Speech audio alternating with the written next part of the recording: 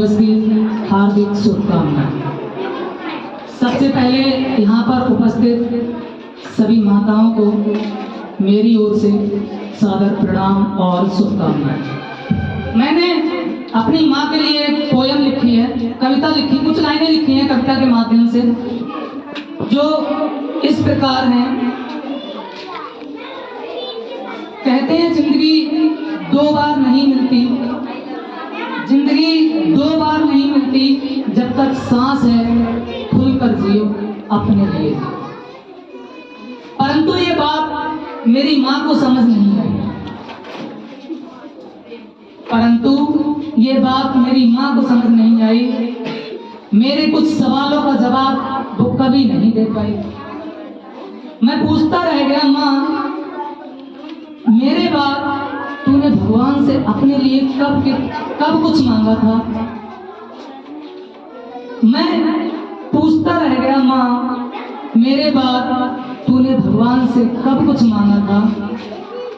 कौन से पेड़ पर मन्नत का धागा बांधा था? कौन से पेड़ पर मन्नत का धागा बांधा था? तू तो इस संसार में अमर होके नहीं आई थी, तू भी तो अकेली आई थी। माँ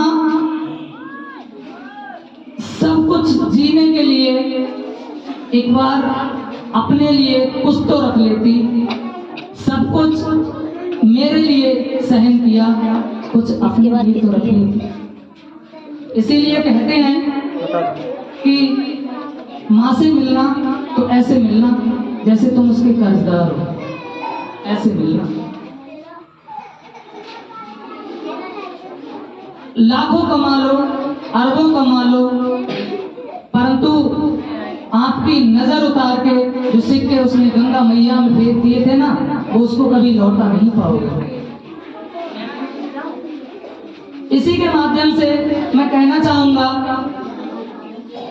जैसे कि आप लोगों ने हमारे माननीय प्रधानमंत्री जी जब कभी संबोधन करते हैं तो वो अपनी थीम के माध्यम से भारत के लिए एक भारत विकसित भारत का सपना संजोते हैं। एक भारत विकसित भारत की थीम हमारे प्रधानमंत्री जी लेकर के चले, उसी थीम को लेकर के हम सब प्रण करेंगे कि हमने भी उसी थीम के माध्यम से एक नई थीम तैयार की है। एक बेटी शिक्षित बेटी, हर घर बेटी शिक्षित बेटी।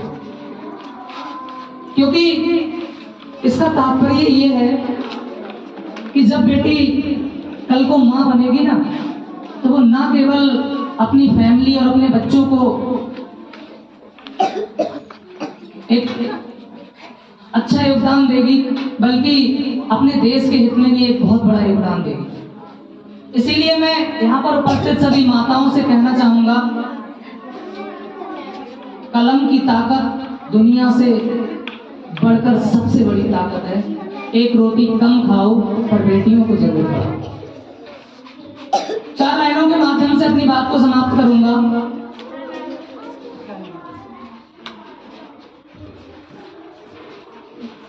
कि मां ना होती तो वफा कौन करता, ये ममता का हक अदा कौन करता।